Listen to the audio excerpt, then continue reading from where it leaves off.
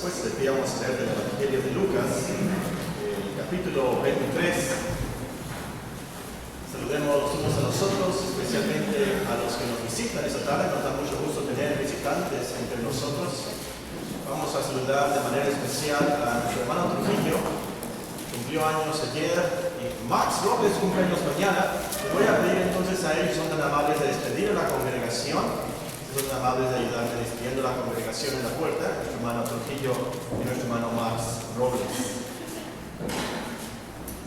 Vamos a leer la escritura antes de la meditación. En Lucas 23, el versículo 1 en adelante, yo les leo y son tan amables de seguir con sus listas esta lectura de la escritura. Nos dice: levantándose entonces toda la muchedumbre de ellos, llevaron a Jesús a Pilato y comenzaron a acusarlo diciendo: a este hemos hallado que pervierte la nación y que prohíbe dar tributo a César, diciendo que él mismo, él es el Cristo, un rey. Entonces Pilato le preguntó diciendo: ¿eres tú el rey de los judíos? Respondiendo él dijo: tú lo dices. Pilato dijo a los principales sacerdotes y la gente: ningún delito hallo en este hombre. Pero ellos porfiaban diciendo: alborota el pueblo enseñando por toda Judea, comenzando desde Galilea hasta aquí. Entonces Pilato, oyendo decir Galilea, preguntó si el hombre era galileo. Y al saber que era de la jurisdicción de Herodes, le remitió a Herodes, que en aquellos días también estaba en Jerusalén. Herodes, viendo a Jesús, se alegró mucho, porque hacía tiempo que deseaba verle, porque había oído muchas cosas acerca de él y esperaba verle hacer alguna señal. Le hacía muchas preguntas, pero él nada le respondió. Estaban los principales sacerdotes y los escribas acusándole con gran vehemencia. Entonces Herodes con sus soldados le menospreció y escarneció, vistiéndolo de una ropa espléndida, volvió a enviarle a Pilato. Se hicieron amigos Pilato y Herodes aquel día, porque antes estaban enemistados entre sí. Sí, pues de pie oremos para que el Señor nos ayude a entender su palabra. Padre Celestial, una vez más te damos gracias que podemos estar en tu casa. Gracias que tú nos escuchas, que tú eres nuestro Dios, que has tenido compasión de nosotros, que tenemos Biblias, que podemos leerlas, que tenemos esta libertad. Pedimos, Señor, esta tarde que tú nos ayudes a entenderla. Ayúdanos, Señor, a entender el Evangelio. Cambia nuestros corazones, que hoy sea un día de salvación. Avívanos, Señor, en Cristo Jesús. Amén. Amén. Sentémonos, hermanos.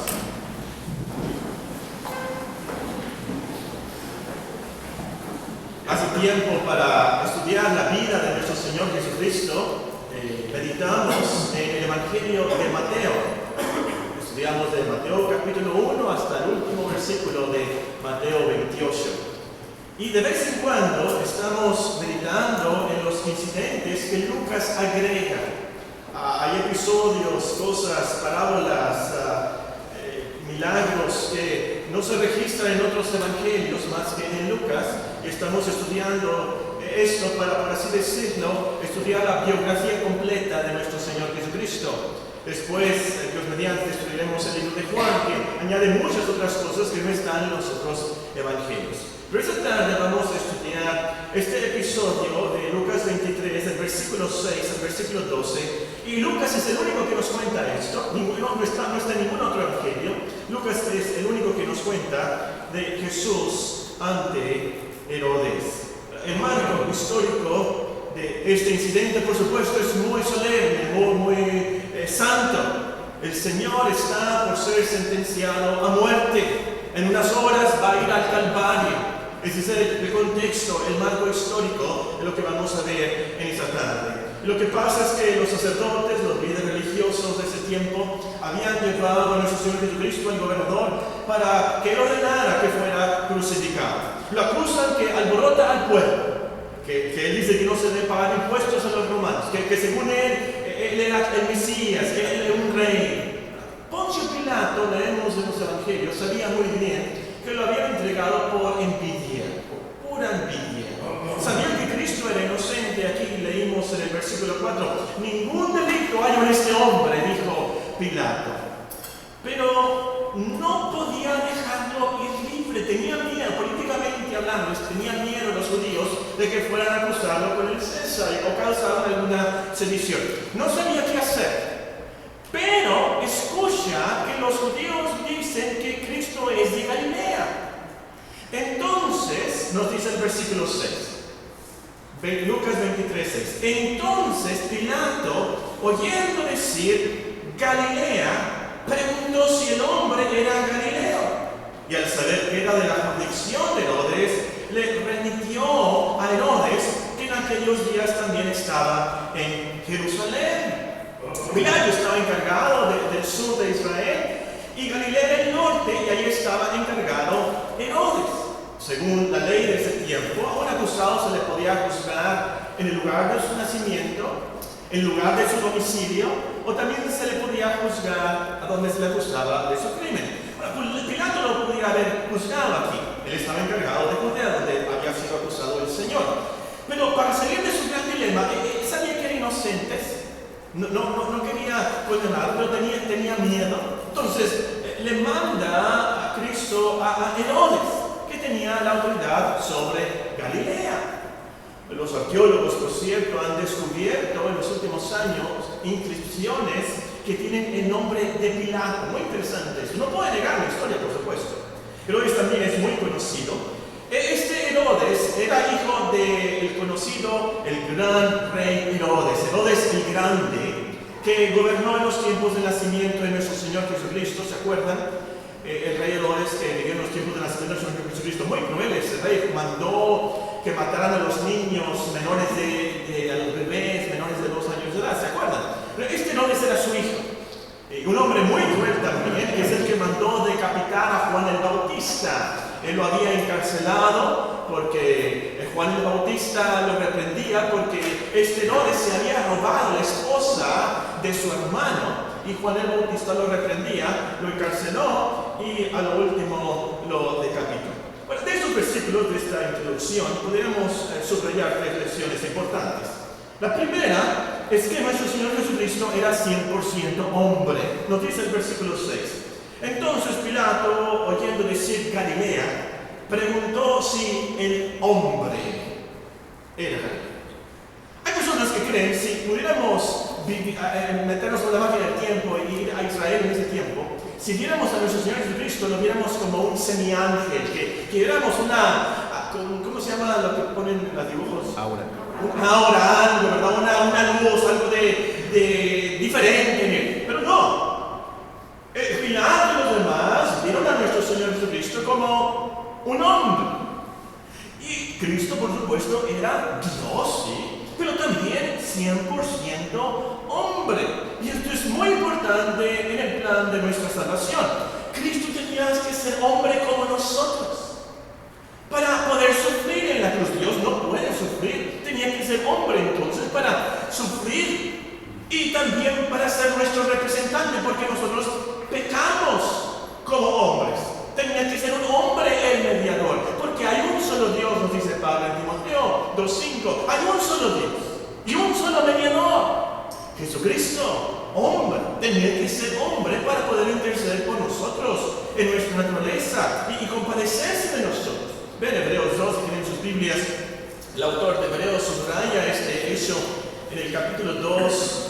Leemos Hebreos capítulo 2. Nuestro Señor Jesucristo tenía las mismas hormonas, el mismo tipo de cuerpo, la misma sangre, nació de la Virgen María. Nos dice Hebreos 2 y versículo 17. Bueno, voy a comenzar a leer el versículo 14, Hebreos 2:14. Así que por cuanto los hijos participaron de carne y sangre, Él también participó de lo mismo para destruir por medio de la muerte al que tenía el imperio de la muerte, esto es el diablo. Dios no podía morir, tenía que ser hombre para morir y librar a todos los que por el temor de la muerte estaban durante toda la vida sujetos a servidumbre. Porque ciertamente no socorrió a los ángeles, sino que socorrió a la descendencia de Abraham. Por lo cual debería ser en todo semejante a sus hermanos, para venir a ser misericordioso y fiel sumo sacerdote en lo que a Dios se refiere, para expiar los pecados del pueblo. Pues en cuanto él mismo padeció siendo tentado, es poderoso para socorrer a los que son tentados. Vean también Hebreos 4, nos dice en el versículo 14, Hebreos 4:14.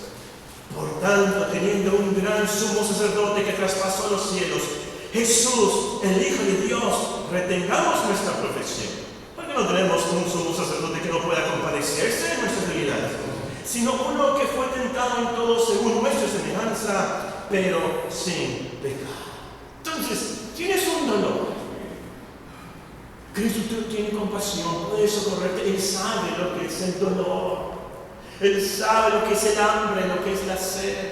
Tienes una tristeza en el alma, una tribulación. Cristo sabe de eso. Una tentación, cualquiera que sea la tentación con la que sufres. Cristo fue tentado en todo, según nuestra semejanza. En nuestra carne, con nuestras propias hormonas, con un cerebro como el de nosotros, con un corazón que latía como el de nosotros, que nos puede dar taquicardia, que nos puede dar miedo. En el Getsemaní, Él dijo: estoy tan triste hasta la muerte. Entonces, en tu vida, en tu alma, en tu tristeza, en tu tribulación, recuerda también nuestro Señor Jesucristo nos entiende, se compadece de nosotros. Él fue 100% hombre. La segunda lección también tiene que ver con esto. Nuestro Señor Jesucristo se humilló mucho y tuvo mucha compasión. ¿De dónde sacó esto? Bueno, nos dice el texto, entonces, Lucas 23:6, entonces Pilato, oyendo decir Galilea, preguntó si el hombre era Galileo. Por supuesto, el Señor Jesucristo había nacido en Belén de Judea, pero durante la mayoría de su vida, Él vivió en Galilea. Ahora, esto quiere decir, si viviéramos en ese tiempo, lo entendiéramos más. Ser de Galilea significaba ser pobre, vivir entre pobres.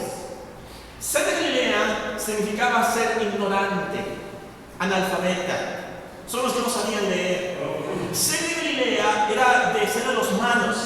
Bien dice el profeta, citado en Mateo 4:15, que era Galilea de los gentiles, una tierra de tinieblas. Y después dice que gran luz le resplandeció a Galilea, la tierra de tinieblas. Cristo estaba ahí. Entonces, podemos leer en Hechos 4:13 que arrestaron a Juan y a Pedro, que eran de Galilea. Y dice Hechos 4:13 que los sacerdotes y los líderes religiosos, sabiendo que eran hombres sin letras del vulgo, se maravillaban y les reconocían que habían estado con Jesús. De Galilea, de Nazaret, no puede salir algo bueno, decía. Nuestro Señor Jesucristo entonces se humilló mucho para vivir en este mundo. Escogió Belén para nacer. Y escogió vivir entre los más ignorantes, entre los más malos, entre los que no sabían leer, hombres sin letras, el vulgo, las clases marginadas. ¡Qué compasión la de nuestro Señor Jesucristo! El Evangelio es para los pobres, los ignorantes, los más malos. Esto nos da esperanza a todos, a todos. Tercera lección, tiene que ver con la hipocresía, la tragedia de la vida de Pilato y Herodes. ¿Qué? Herodes se la llevaba en su palacio en Tiberias, ya tenía un palacio en Tiberias en Galilea. Pero había ido a Jerusalén. Él no estaba en Jerusalén, él no vivía en Jerusalén, él vivía en Galilea. Allá era su jurisdicción. Él estaba el encargado de Galilea. Pero era el tiempo de la Pascua. Y aquí está la hipocresía. Ese hombre cruel, adúltero, fiestero. ¿De dónde sacó que era fiestero? Porque estaba en una fiesta cuando su hijastra danzó. Y le gustó cómo danzó. Y le dijo: pídeme lo que tú quieras. ¿Te acuerdas? Hasta la mitad de mi reino. Instigada por su madre, la hija fue a pedirle la cabeza de Juan el Bautista. ¿Se acuerdan? Es por eso que digo que era un fiestero, un adúltero, un sensual, un hombre cruel, supersticioso también, como vamos a ver. Pero aparentando ser religioso. Ahí va a Jerusalén en el tiempo de la Pascua. Y qué tragedia, por cierto, también Pilato aquí. Pilato, Herodes estuvieron en Jerusalén, delante del templo. Lo podían ver, podían oler el sacrificio de los corderos de la Pascua. Y fíjense, tuvieron la oportunidad de ver con sus propios ojos a nuestro Señor Jesucristo. Pero no se arrepintieron, no adoraron a Dios ni le dieron gracias, sino que se envanecieron y su necio corazón fue endurecido. De seguro que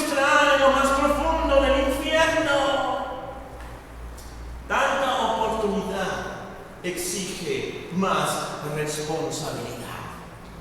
Y qué tragedia entonces, usted viene al templo, usted sabe la Santa Cena, usted escucha del Señor, tiene una Biblia, pero no se arrepiente, no adora a Dios y rechaza a su Hijo. ¡Ay, usted, así como Pilato y Herodes! Estaremos en lo más profundo del infierno si no aprovechamos lo que tenemos, si no creemos en el Evangelio nosotros de la Iglesia, si nosotros hemos escuchado de Dios.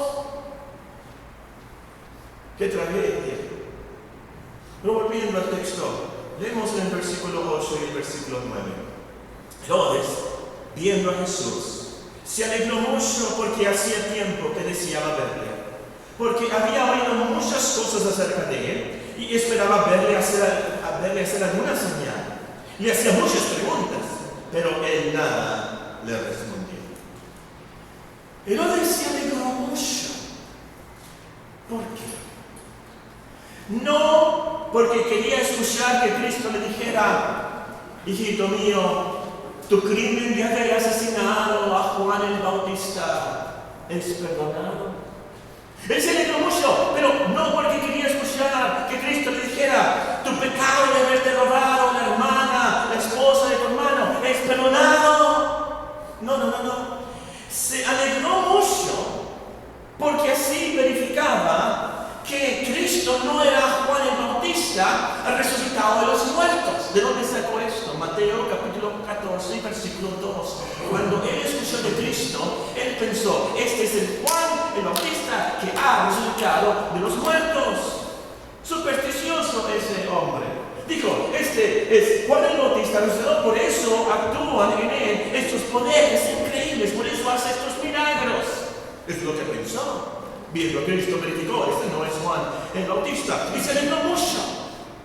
Y también había escuchado muchos reportes de lo que Cristo había hecho en Galilea. 25 de los 33 milagros que tenemos registrados en el Evangelio sucedieron en Galilea. Cristo los hizo en Galilea, incluyendo, por ejemplo, la resurrección de la hija de Jairo. ¿Se acuerdan? Talita Cumi, ¿verdad? Fue en Galilea. La resurrección del joven, el hijo de la viuda de Naín, parece que es tan tierna esa historia. El único hijo, la viuda, el único hijo. Bueno, Cristo lo resucitó en Galilea. Y no les ha escuchado todos esos milagros, le han preguntado. Es más, tenía un mayordomo de nombre Chuza. La esposa de este mayordomo se llamaba Juana. A lo mejor la hermana Juanita, ¿verdad? De ahí sacó su nombre. Se llamaba Juana, esta esposa, y ella era un discípulo del Señor que le seguía a él por toda Galilea. Y no les había escuchado de Chuza, de Juana, las historias, las predicaciones, los milagros del Señor. Los que apuntan pueden escribir ahí, Lucas 8:3, ahí nos dice esto. Entonces, Herodes quería ver a Cristo hacer un milagro. Muy contento, ahora sí voy a ver a Cristo. Le hizo muchas preguntas, pero Cristo no le contestó ni una sola palabra. Cero. Nada. Muchas personas le hicieron preguntas a nuestro Señor Jesucristo. Leemos en los evangelios, a todas les contestó algo. La única persona a la cual no le contestó absolutamente nada fue a Herodes. ¿Por qué? ¿Por qué no hizo un milagro? Un milagrito. ¿Por qué no contestó algo? ¿Por qué silencio total? ¿Por qué? Bueno, les sugiero otras razones. En primer lugar, el Señor no tiene por qué contestarle nada a nadie. El Señor soberano, Dios, no tiene por qué contestarle nada a nadie. El Señor no tiene por qué aceptar el reto de hacer un milagro o contestar algo. El Señor no tiene por qué dar explicaciones. Él es Dios. Como leímos en Romanos 11, Él no le debe nada a nadie, ni al rey a nadie. Nosotros, por supuesto, somos muy orgullosos, muy soberbios. Creemos que el Señor nos tiene que contestar. Cuando Pablo pregunta en Romanos 9, ¿quién eres tú para que alterques con Dios?